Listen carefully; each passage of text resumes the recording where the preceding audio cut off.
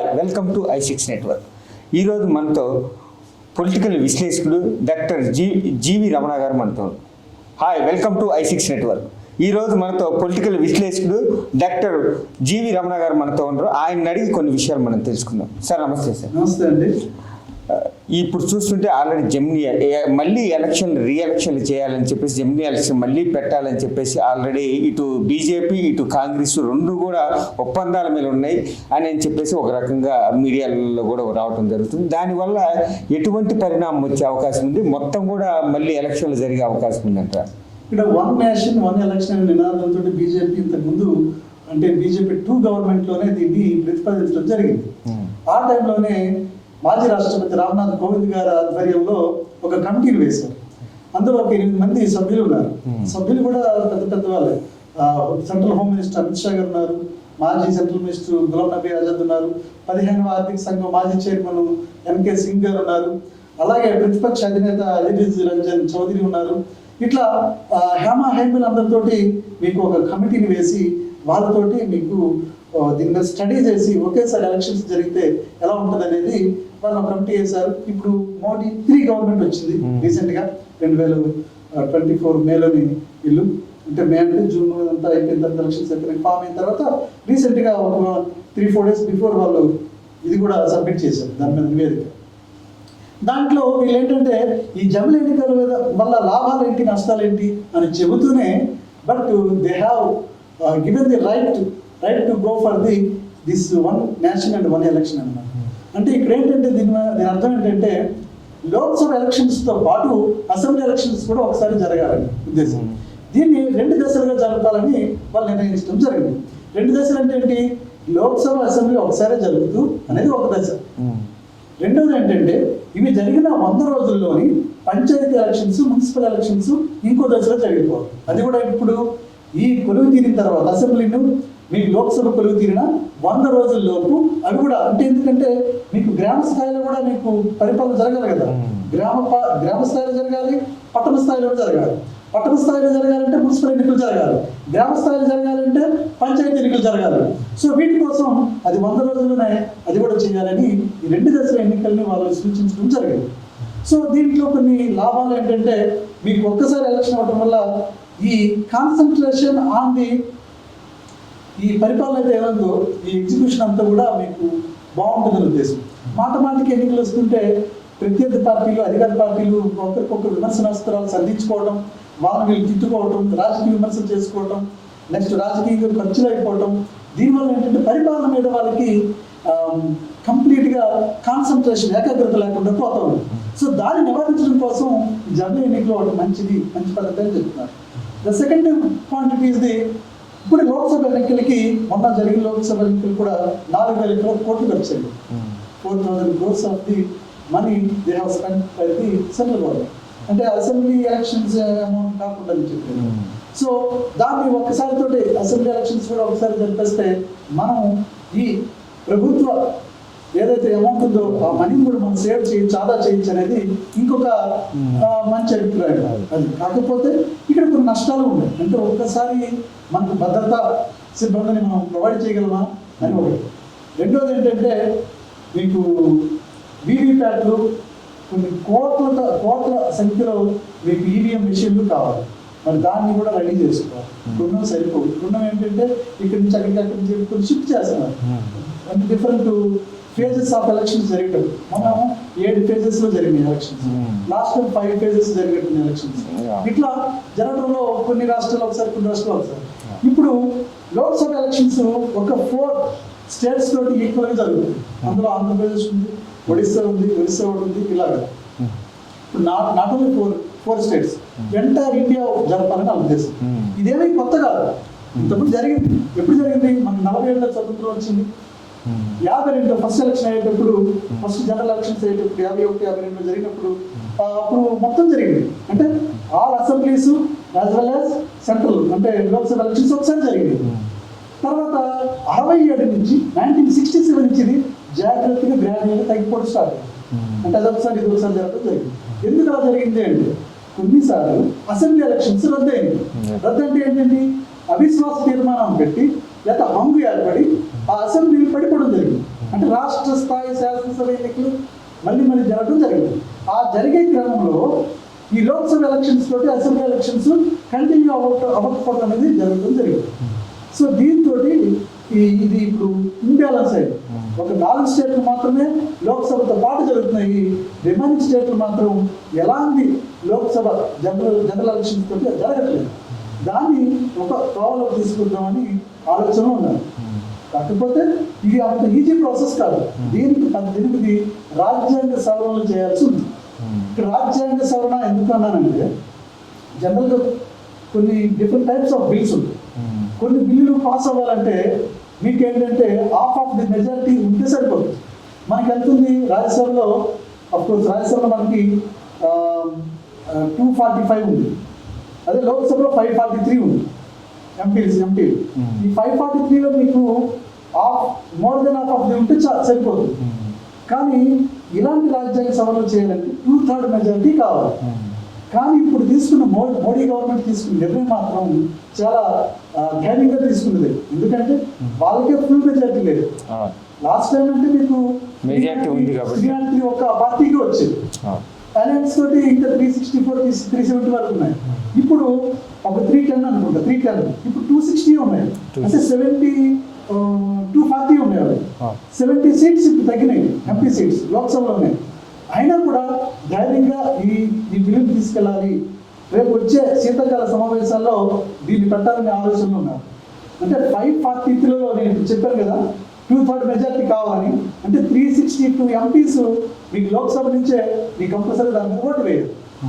Next మీరు 164 రాజ్యసభ ఎంపీలు కూడా మీకు 2/3 మెజారిటీ అంటే 164 ఎంపీస్ కావాలి. కానీ ఇప్పుడు ఆ పార్టీకి ఉన్నది ఎంతమంది? తక్కువే. అంటే అలయన్స్తో కూడా పొటాపొట్టి మెజారిటీ ఉంటుంది. ఇప్పుడు ప్రతిపక్షంలో ఉండి అంటే 15 పార్టీలు ఉన్నాయి. ఈ 15 పార్టీ ఎంపీలు ఎంతమంది అంటే వ్యతిరేకిస్తుంది, ఈ బిల్లు వ్యతిరేకిస్తుంది 205 ఎంపీస్ ఉన్నారు.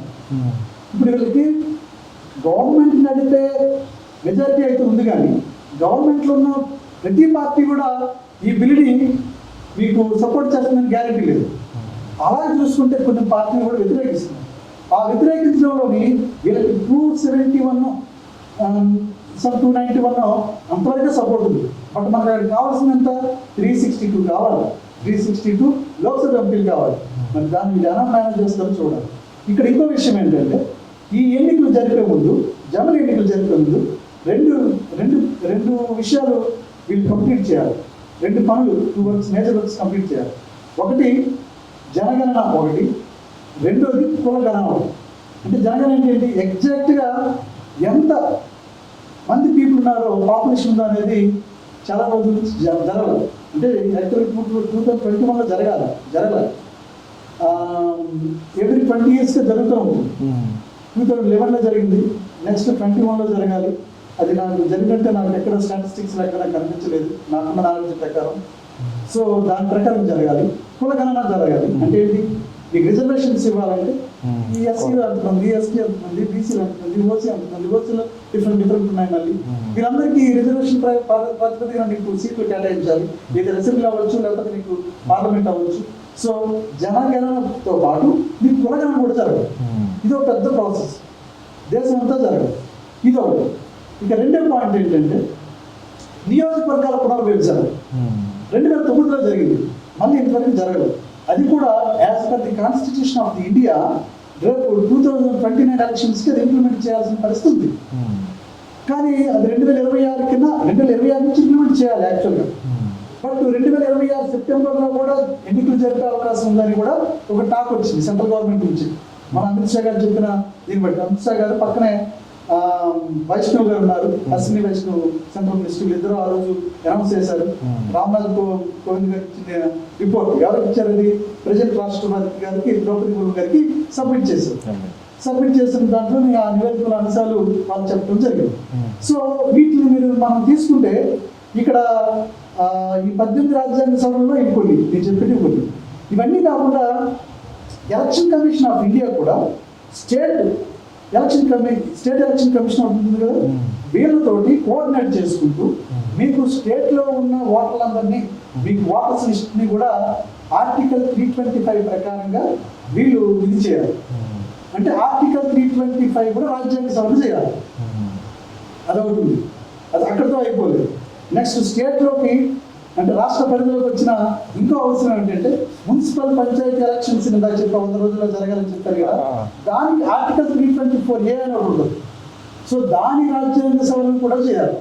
ఈ రెండు 325 యాక్ట్, ఆర్టికల్ 325, ఆర్టికల్ 324A ఈ రెండు స్టేట్ పరిధిలో ఉన్నవి సవరణ చేయాలి అంటే దీనికి అనుబంధంగా ఉన్న ఇంకొక ఆర్టికల్ 368(2) అని ఉంటుంది. 368(2) కూడా మీరు ఇక్కడ సవరించాలి ఈ రాజ్యాంగ సవరణ.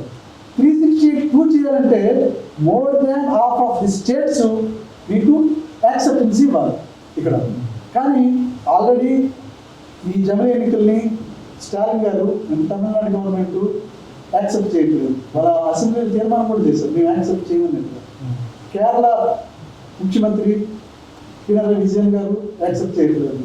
అలాగే కొంతమంది అసెంబ్లీ ఓవైసీ యాక్సెప్ట్ చేయట్లేదు. వాళ్ళ ఇది ఏంటంటే ఇలా ఒకేసారి ఎన్నికలు జరిగితే, జాతీయ స్థాయి ఒకసారి ఎన్నికలు జరిగితే మీకు అప్పుడు ఏమవుతుందంటే జాతీయ అంశాల మీదే దృష్టి ఉంటుంది, స్టేట్ అంశాల మీద అంటే రాష్ట్ర స్థాయి అంశాలు కానీ స్థానిక సంస్థల అంశాల మీద కానీ ప్రజలు పట్టించుకునే పరిస్థితి ఉండదేమో అనే ఆలోచన ఒకటి వస్తుంది. దీనికి ఏంటంటే 2015లో ఒక సర్వే జరిగింది. ఆ సర్వే ప్రకారం ఒకేసారి ఎన్నిక జరిగితే అంటే మీకు ఒక ఓటు వేసేటప్పుడు రాజ్యసభ అంటే లోక్సభకు ఓటు వేసేటప్పుడు అసెంబ్లీ కూడా సేమ్ అదే నొక్కేస్తాడు బటన్. అట్లా 77% ఒకే పార్టీకి ఓటు వేసే అవకాశం ఉందని ఒక సర్వేలో తెలియదు. 2015లో చేసేది సార్. అదే ఒక 6 నెలల తర్వాత చేస్తే 61% మాత్రమే జరుగుతుంది. 61% సేమ్ వేస్తారట, లేదంటే డిఫరెంట్గా మిగతా పర్సెంట్ వేస్తారని తినదు. సో దానివల్ల ఏమవుతుందంటే that can be helpful to the మీకు నేషనల్ పార్టీస్. ఏదో కాంగ్రెస్ అవ్వచ్చు అంటే వాడు కాంగ్రెస్ చేయాలనుకున్నాడు అనుకోండి, డెఫినెట్గా 2 కాంగ్రెస్కే పెడుతుంది. అదే బీజేపీకి కమల పువ్వు వేయాలనుకుంటే 2 బీజేపీ పెడుతుంది. అది దృష్టి అంటే నేషనల్ పార్టీస్ ఒక విధంగా మీకు ప్రాంతీయ పార్టీని అది కిల్ చేసి పడేస్తుంది అని ప్రాంతీయ పార్టీల తాలూకు ఆవేదన. ఇదో పాయింట్. నెక్స్ట్ ఇంకో పాయింట్ ఏంటంటే మీకు కొన్ని ఇప్పుడు ఆంధ్రప్రదేశ్ ఎలక్షన్ జరిగాయి, 29 వరకు టైం ఉంది. ఒడిస్సా కానీ ఆంధ్రప్రదేశ్ కానీ 29 వరకు టైం ఉంది. కాకపోతే వీళ్ళు ఒక 26లో వెళ్ళారు అనుకోండి, then they have lost 2.5 years. 2.5 years ఆ పార్టీ తాలూకా ఇది పడిపోతుంది. మరి వాళ్ళు ఒప్పుకోరో చూడాలి. కొన్ని గవర్నమెంట్స్ మేబీ ఎక్స్టెండ్ అవ్వచ్చు, అంటే 25 24 అయిపోతుంది. అదే అప్పుడు 26 వరకు వాళ్ళు మళ్ళీ సుప్త చేతన వస్తువులో పెట్టాలి, లేదా గవర్నర్ రూల్లో పెట్టాలి, ఏదో ఒకటి చేయాలి. ఇదంతా ఏంటంటే మన ప్రజాస్వామ్యానికి విరుద్ధంగా జరుగుతుంది. ఇది ఒక పాయింట్. ఎందుకంటే మన మనం లార్జెస్ట్ డెమోక్రటిక్ కంట్రీ ఇవాళ. అంటే అమెరికా కూడా ఉంది, బట్ మనం కూడా పాపులేషన్ వైజ్ జరుగుతుంది. ఇలాగా కొన్ని పాయింట్స్ ప్రజాస్వామ్యానికి డెమోక్రసీకి విరుద్ధంగా కూడా ఉంటాయి.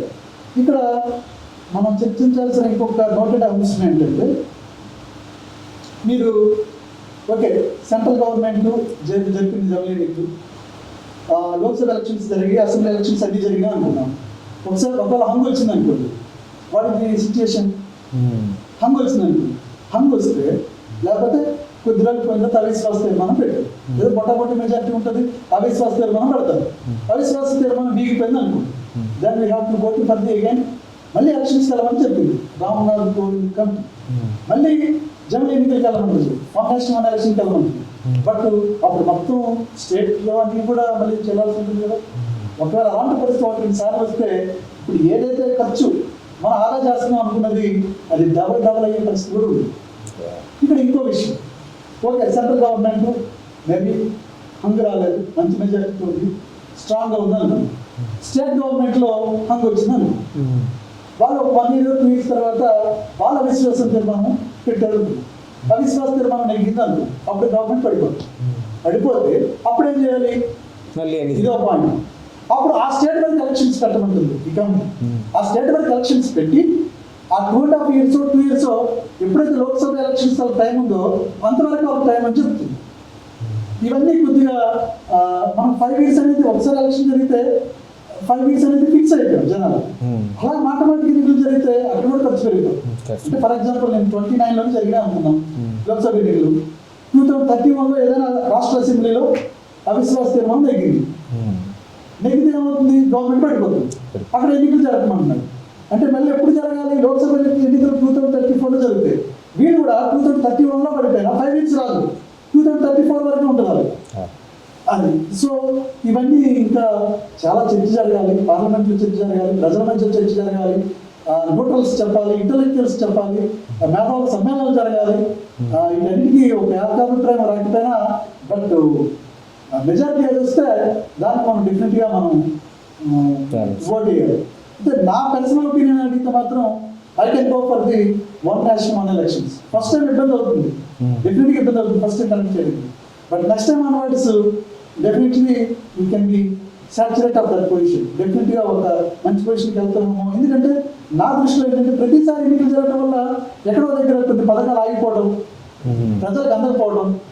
Finally any government in the democracy we have to do something to your poor people. వాళ్ళకి చేయాలి, అది ఎక్కడో దగ్గర ఆగిపోతూ ఉంది. ఏదో సెంట్రల్ గవర్నమెంట్ ఎలక్షన్స్ జరిగిన అయిపోతుంది, స్టేట్ గవర్నమెంట్ జరిగిన అయిపోతుంది, ఒకసారి మున్సిపల్ ఎలక్షన్స్ అంటారు, వీడేదో కోడ్ అంటాడు.